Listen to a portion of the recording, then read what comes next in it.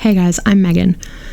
Do you ever feel like this country is just being ran like a rigged game and you're not even allowed to play? You're in the right place then. This is We the Jaded. My name is Megan, and we're here to talk about and ask the questions that maybe they really don't want us to. But here we are. And tonight, I'm going to be talking about a little thing called an executive order, which our current president, President Trump, signed last week. And I know if you're even slightly aware of what's been going on in our country and the world, there's been a lot of these executive orders signed lately, or in the last 100-some days since he started his second presidency. And I can't cover them all or talk about them all, but this one is honestly it's a doozy, and it's important, and we need to talk about it. Start remembering what you hear. Well, hi out there, and welcome to... And now, the world's foremost authority. Check it out! Wearing the red striped shirt. Cut. What do you do? It's a highly specialized field. Playing records. Constant fun. Are you ready? Let's motivate. The DJ of the future is going to be a respected member of the community. Motivate people to get out and buy, or try, or use.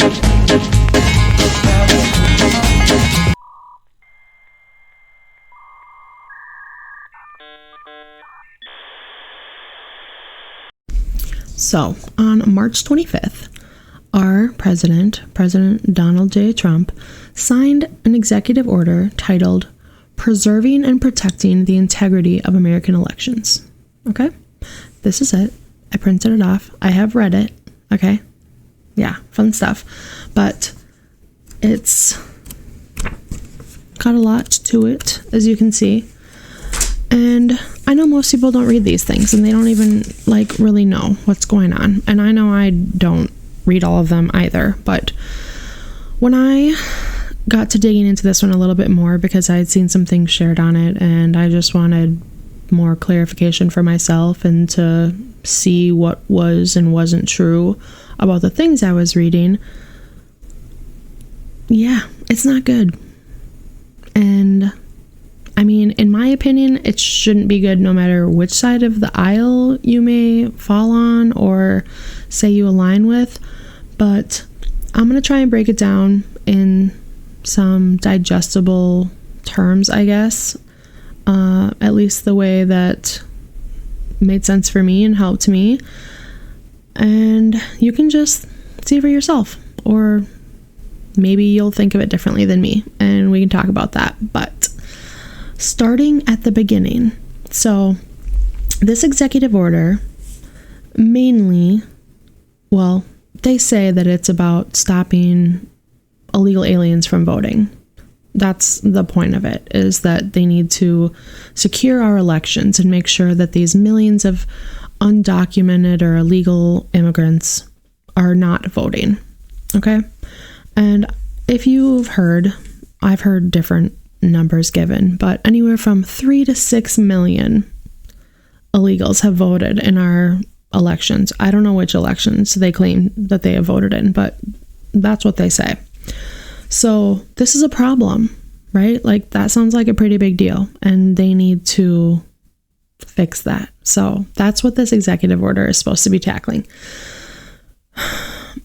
In this executive order, they basically are making it so our dear friend Elon Musk and his DOGE, Department of Government Efficiency, that he and his initiative will be stepping in to help our states run their elections or decide who can vote in each state, at least.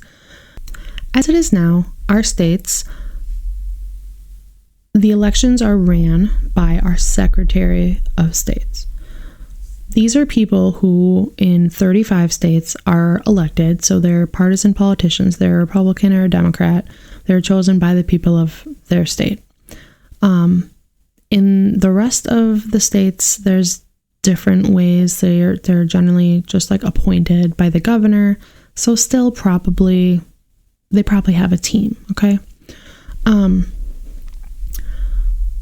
When they are running their elections, so if there needs to be a recount or there's a recall or things go awry, let's say, they're in charge of that. Like, that's their fault. They got to be on the ball. They're the ones that are kind of going to be on the TV talking about like, oh, this was done with all the utmost integrity and like whatever. That's that person. That's their job. So they also have access to their voter rolls, which is their lists of everyone in their state that is registered to vote, and who has voted. So they can see if you voted in person. They can see if you requested an absentee ballot and voted by mail. They can see all that information. I don't think they can see who you voted for. Don't quote me on that. I'm not sure. I didn't really think of that till just now, but they can see all that. They have access to those files. This executive order makes it so that Elon Musk and his DOGE guys, right? If I just saw today that now Elon Musk is stepping aside from running DOGE in like the next 30 days. I don't know. I guess we'll see. But either way, DOGE is specifically named in this executive order. They are getting access to each state's voter rolls. The secretaries of state have to allow them.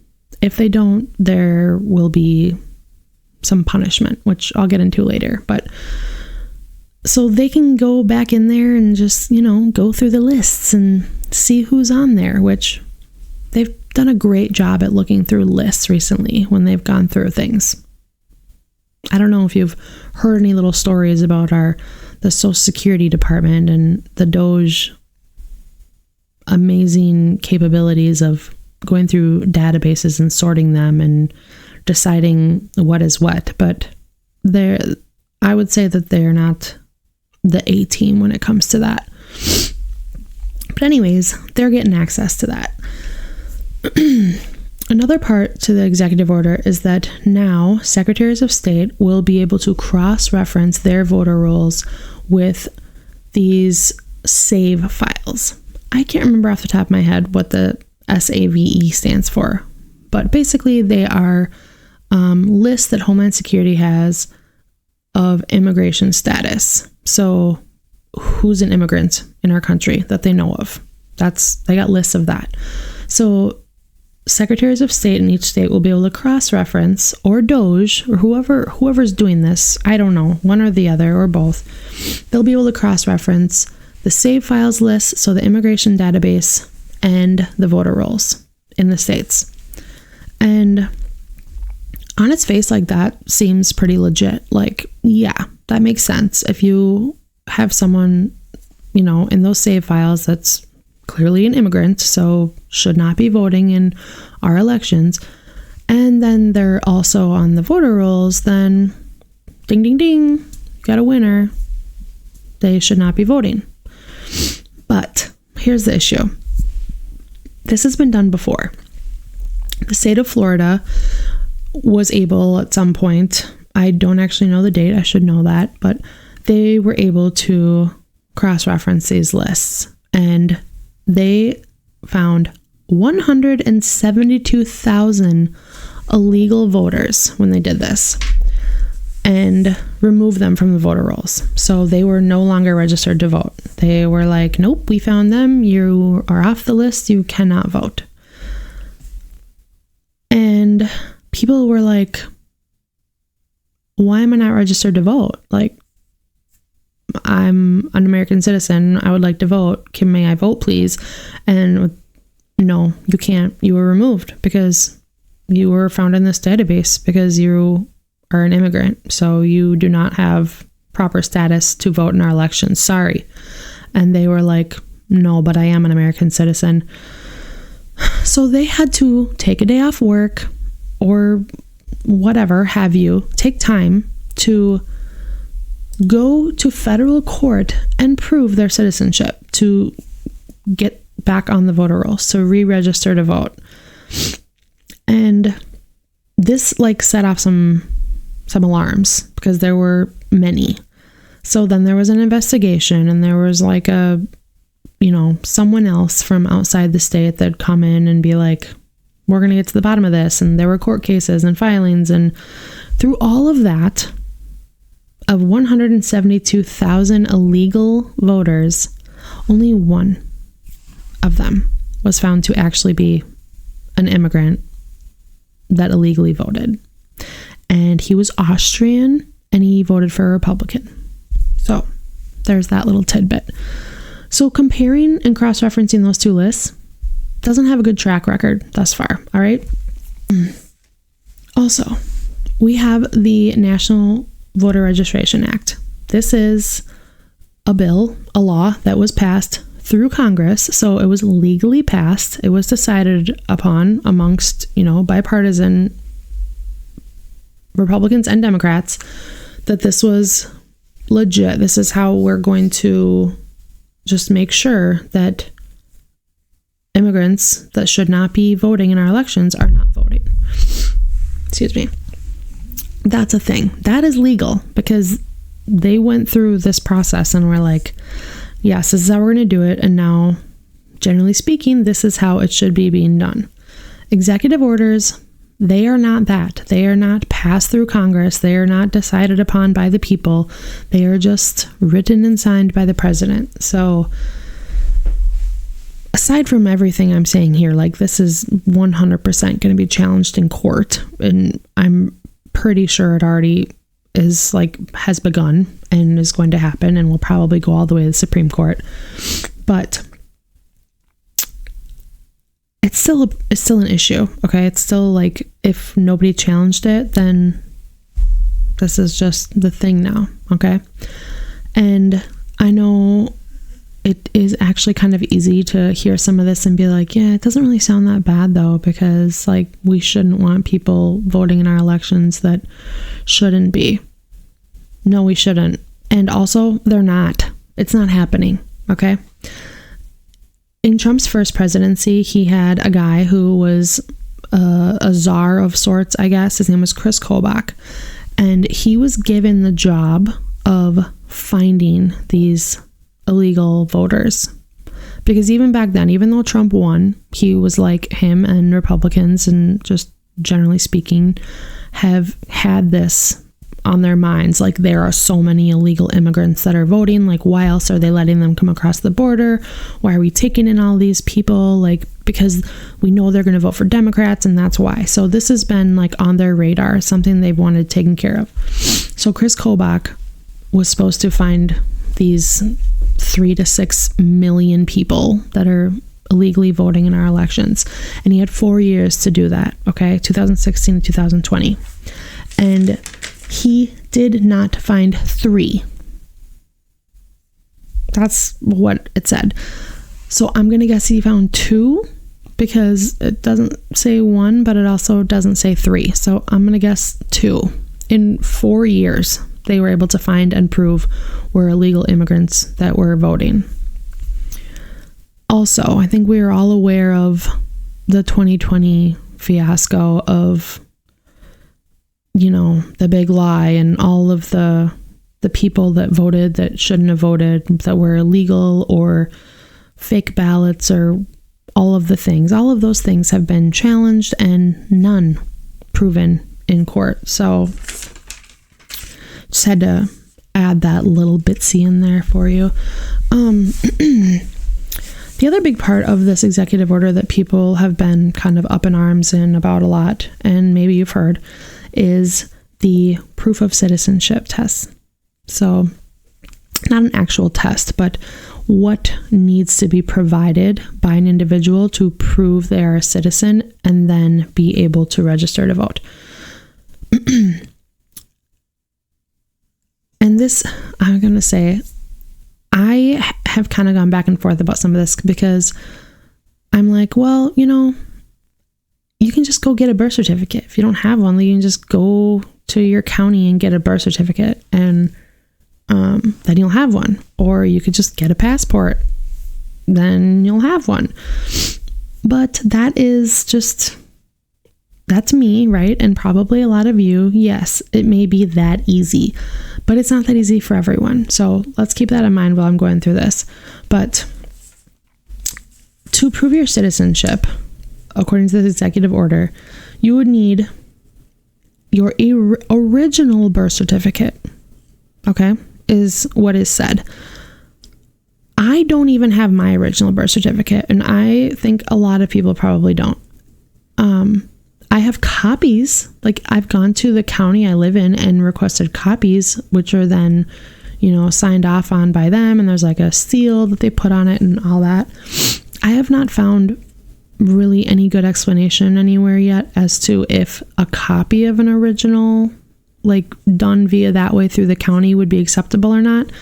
So not sure. But regardless, even if that is something that you could use, if you didn't have the original, they were like, you could do this, go to the county or the state you live in and get this, official original or official copy of an original.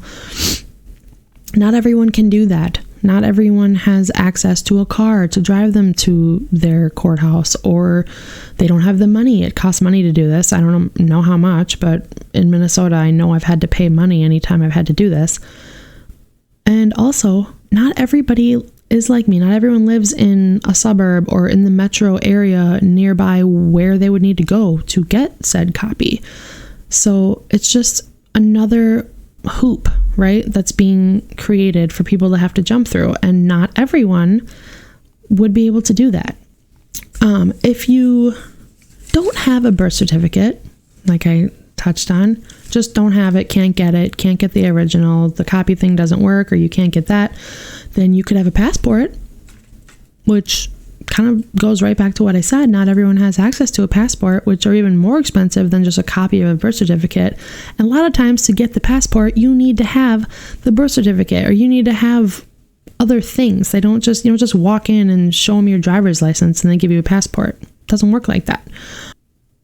I know a lot of this touches on kind of like makes it harder for disenfranchised or minorities to have the access, but actually, I believe it's 43% of white Americans have a passport. I don't have a passport, so I am not one of those 43%. And only 1 in 3 Black Americans have a passport. So this isn't just going to hurt just, brown and Black populations. Like, this is going to hurt all of us. Like, everyone in all areas of our country.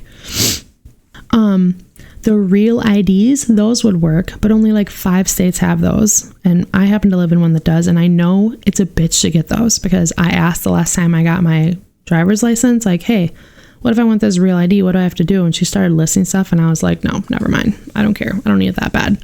But that would work. You'd be able to register to vote with that. So driver's license, no, not going to work. A military ID, it says in the executive order, it makes it sound like, yes, that would count. But if you dig into a little further, there's all these little numbers and other things that they want you to reference. They only certain military IDs work. And again, if you had that military ID, it would be because you are a United States citizen, but had already jumped through some other hoops to get said military ID. It's not just anyone who's in the military. So I digress. Just lots of hoop jumping, basically, to prove that you are a citizen. Something that a lot of people have talked about, and you've probably heard, is women that are married. So it does not touch in the executive order at all about how that would work. If you're a married woman and you take your husband's surname, so your last name is changed now, your birth certificate, even if you have the original, is not going to match your current name. And the executive order doesn't say like, oh, well, no worries, then we would just need you to supply this and this. Like, maybe it would be that easy, but they don't say that in there, and they go into like detail about a lot of other things. So it's just odd that they wouldn't include that and just be like, don't worry, if you're married and you're a woman, you could do this. So another red flag going off there for that, because I don't know. I know it sounds too paranoid, but yeah, there are a lot of things within this administration, not just the executive order, but that are a little alarming to women. And I can speak to that because I am a woman. If you don't 100% agree with their thoughts on things, their religion or their outlook or how they think things should be done, it's a little frightening, just a little bit. So this does not help. And honestly, like, I just don't believe that they don't know who's being hurt by this, who's being, you know, annoyed by having to do these things, who's going to be affected the most. They know who's being hit by this. They do. And yes, it does on its face sound like it's with good intent.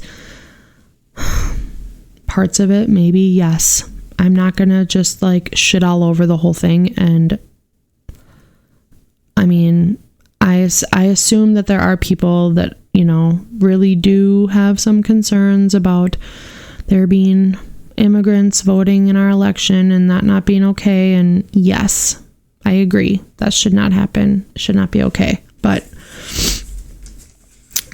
the way in which they're doing this, though, and the fact that he's doing it through an executive order and then all these other little pieces, it just doesn't line up for me. Doesn't make all the sense. There was another part that I was going to say.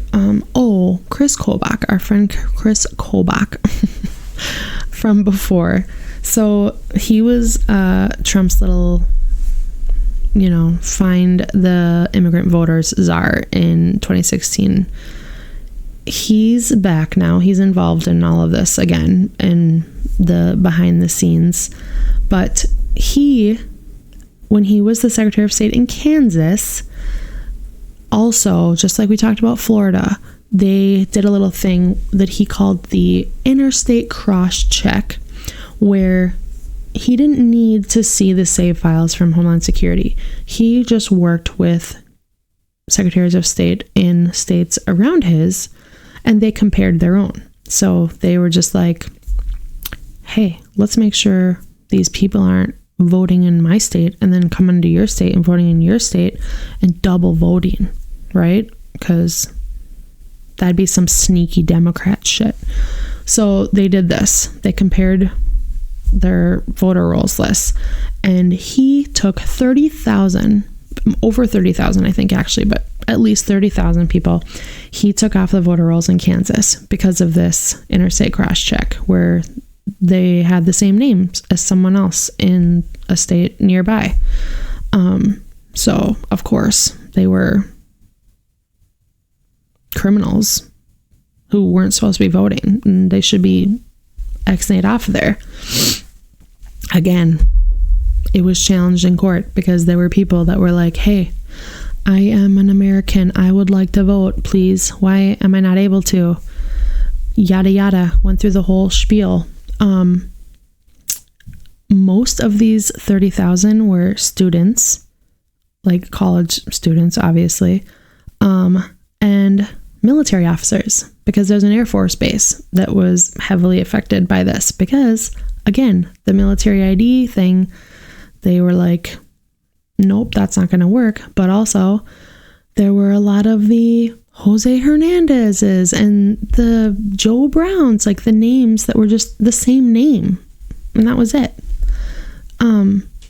But they still had to go through the process of proving that, no, this is me and that's a different Jose Hernandez or Joe Brown or Megan Catherine or whatever. Like, they had to go through that whole thing to get their rights back to vote for just no reason. And this was challenged in court, and Kris Kobach had to go to court and be like, prove, right, that this was a thing. They didn't find a single person. None of them. None of those 30,000 people were actually like the same person that voted in 2 states when they went back and did that.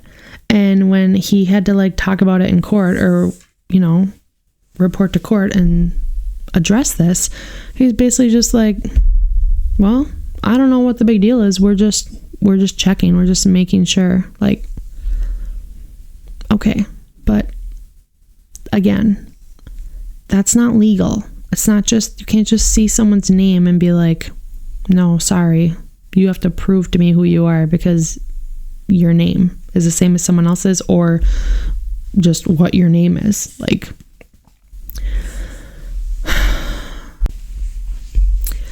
if all that wasn't enough, okay, there's also things touched on this executive order to do with mail-in ballots, provisional ballots, no ballots that come in after election day are to be counted. So even if somebody who's serving overseas in the military, or just someone, you know, waits maybe a little bit too long and mails in their ballot before election day, but it doesn't get to where it needs to be until after, those won't count. Provisional ballots, okay, they're rejected nearly half the time already, the way it is. So if for some reason when you try to register, they're like, no, that's not going to work. For different states have different rules, but here's a provisional ballot, just fill it out. Then it'll get counted once this is all verified. Half of those get just tossed. They don't get counted the way it is. Mail-in ballots, which this executive order makes it much harder, like I said, if not impossible. I think the goal is to not have any except for like those military ones eventually, which not constitutional again. But they already on their face, mail-in ballots are disqualified for tiny errors like missing a middle initial or having the wrong middle initial, or they'll give you, like, you get it in an envelope and then you have to put it in a different envelope and then mail that envelope. Like, if you get the envelopes mixed around, that's not going to count. So that gets disqualified. This last election, Georgia, they just decided to get rid of 75% of their ballot drop boxes in predominantly black neighborhoods. Weird. But then increase them in the more, you know, white Republican friendly areas. Just okay.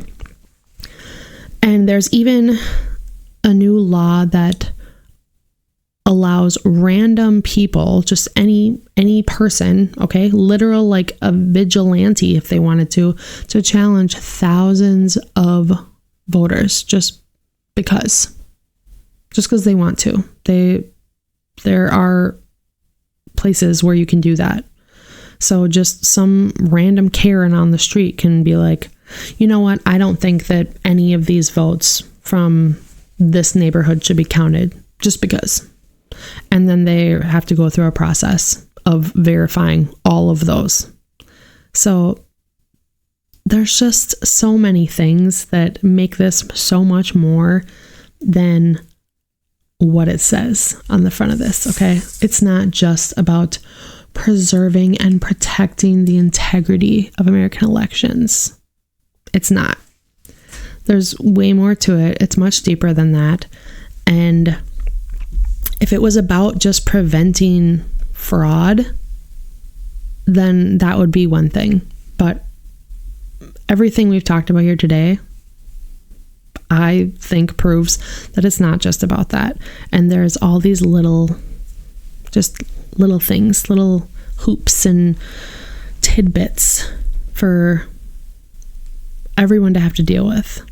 And it is intentional, as I've said. It is 100% like they know who this is hurting. It's by design. It's just made that way, okay? It is illegal, okay? It is unconstitutional, actually, to be doing any of this.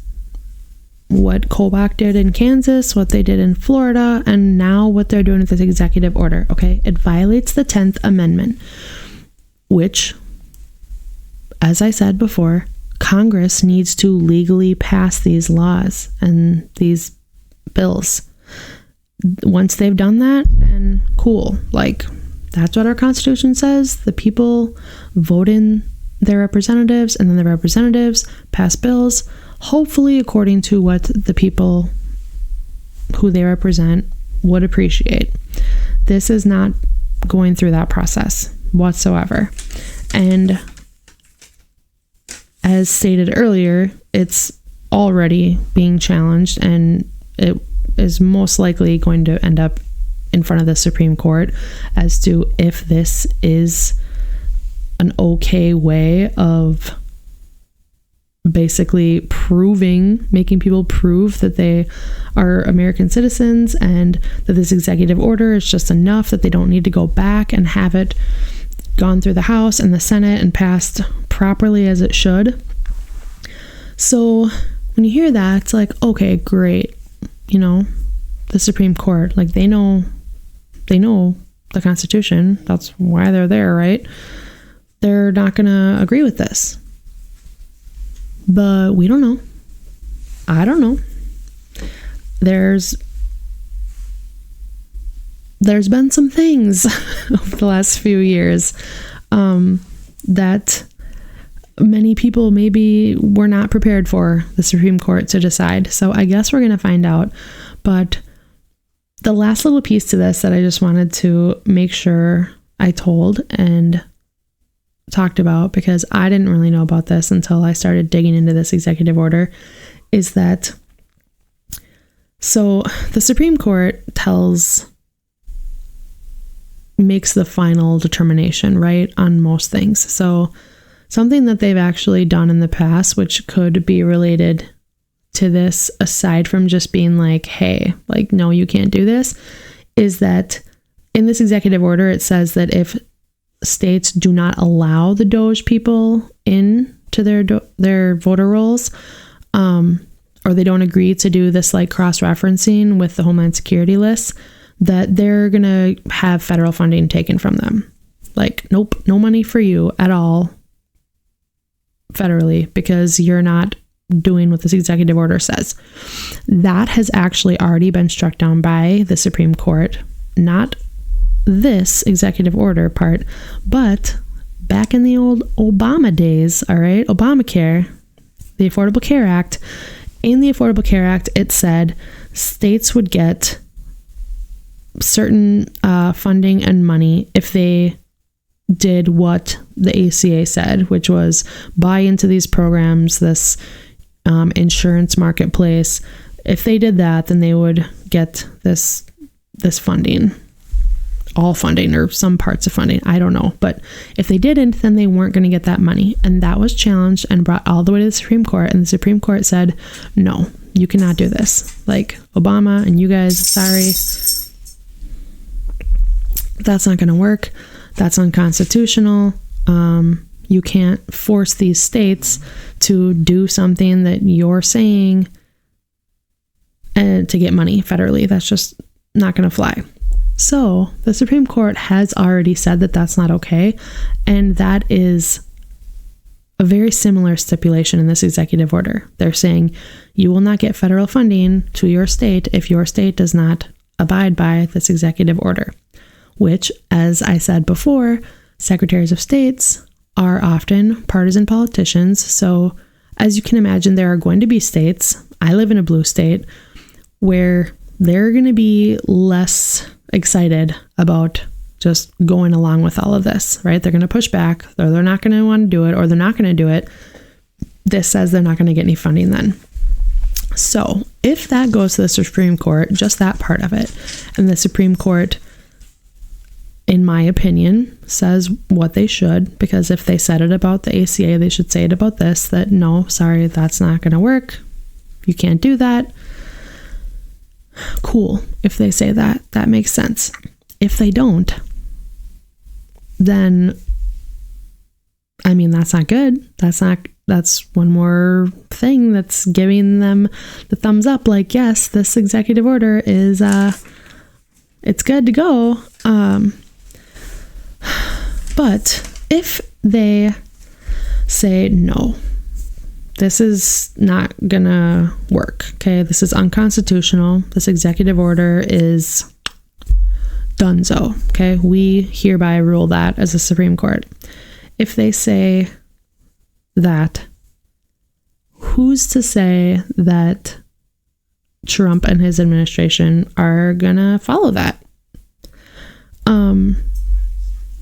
There's been a lot of talk about the defying, of court orders and this administration, and this 4-alarm, 5-alarm fire. If this happens or this happens, or if they defy this order, if they that's going to be it, then we're really going to know.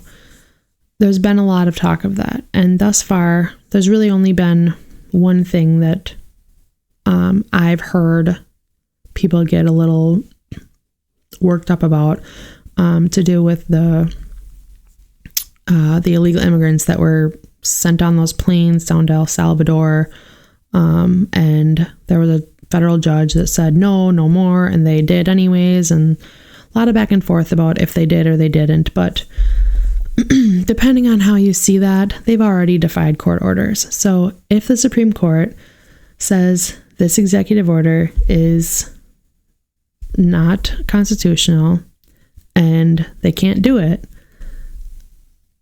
is President Trump and his administration going to listen? Or are they just going to be like, well, too bad?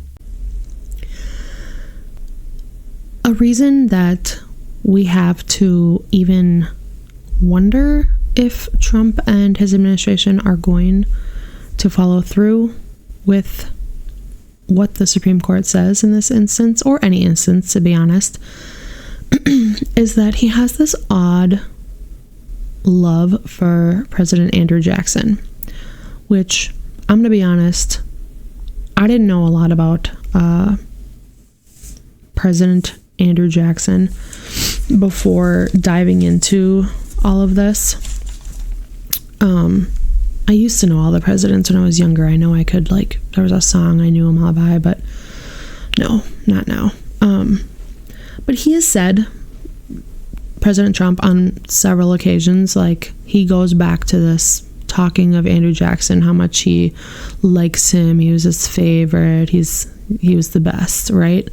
And why does he think that? And what does that have to do with Supreme Court rulings? Well, let me read this to you, this little tidbit. In 1830, Andrew Jackson ordered the Indian Removal Act and began what was to be called the Trail of Tears. Okay, during this time, 90% of Indigenous Americans died, whether it be through battle and being killed by our military, or from, being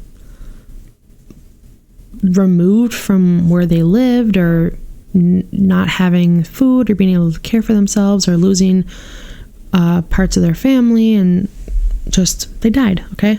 90% of them. When this happened, or was going to be happening, the Supreme Court at the time said, no, you cannot. This is unconstitutional. You cannot do this.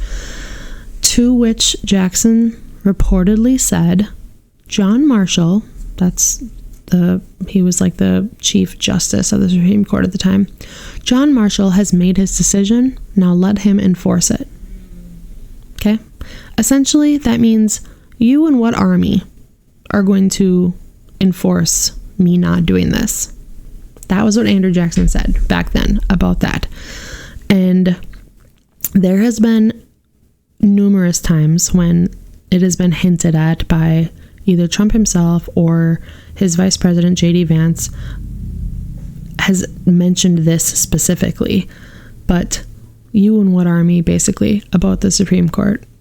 Because they don't have an army, okay? They're just some old people in robes, right? But constitutionally, yes, they do have a say. This is a part of our system that we were founded upon. So that's a little bit alarming, yes. And it all just comes back to what is in this executive order is not popular. If you knew what was in it, if you listened to this whole video and didn't have any idea what was in this before, like I said, maybe you just hear the little bits here and there about what it's about, like, oh, election integrity and making sure that there's no immigrants that are voting in our elections. Yes. Great. Makes perfect sense. But when you hear it all broken down like this, which I have a view of all this, so I'm not going to say that I am not biased one way or another, but I know that it will not benefit all Americans. This will not make things easier for all Americans. It is purposely meant to make our elections and voting in them more difficult. It is giving power to an entity that is not part of our government. Okay, DOGE was literally created with another executive order on his first day. These are not people that were elected. They were not chosen by the American people. And they love to say like, oh, well, he had a mandate because he won the popular vote and all the swing states, and this is what the people wanted. No. What is in this is not. All right, guys, I know that was a long one, and I went over a lot of different things, and I apologize if I was jumping around or if it just seemed a little chaotic. Still getting the hang of this, but I really appreciate you for hanging in here with me and hearing me out. I hope that you were able to take something from this, something you didn't know. I know I learned a ton. Okay, I did a lot of reading, which for someone with ADHD, that is not the easiest thing for me, but there is so much in this thing. Okay, and like I said, these other little acts and numbers and letters and laws that they just briefly mention, well, that all means something, so you have to look it up, and it's just a lot. And I know it's a lot for anyone, and that plays into all of this perfectly, because they are doing this to make things more difficult, because they know people will just be like, I'm not doing that. I'm not looking all that up. Okay, the first 10 sentences sound great. Sounds like you don't want illegal immigrants to vote. I am for that. Okay, it's by design, like I said. Okay, and this episode is not about defending a party. I want to make that very clear. All right, it's literally about defending us, the people, and our voice and our vote. And if this becomes the law of the land, and this is how it's going to be, how they're going to decide who can vote, or how easy or not easy it's going to be for people to register to vote, it's going to be a problem. It's going to make things much easier to quote unquote rig without even having to, by just kind of guaranteeing that the people that they do want to vote can, and the ones that they don't really care if they show up, well, it's just a little bit harder. Okay, and that's not right. I don't really care what side of the aisle you're on, or your thoughts on this president or the last or whatever. Like, the point of living in America is that we have a voice and a right to contribute to deciding who runs our country, who is speaking for us, and who is making the decisions that we feel are best for us. And just making it harder for people to have that choice is not American. It's not. So thank you again for hanging in here with me for all of this. And I promise I am doing my best to get some better flow, rhythm, planning going, but this is what I got, and you know what? I'm proud of myself thus far. So if you liked, please like, comment, share with others if you think maybe they'll learn something new. Maybe they'll hear the first 5 minutes or 2 minutes and be like, fuck no, but maybe they won't, and then they will also have their eyes open to some of this, and we can, I don't know, beat the beast together, I guess. So thanks again, and I hope you have a great night. Talk to you next time. Bye.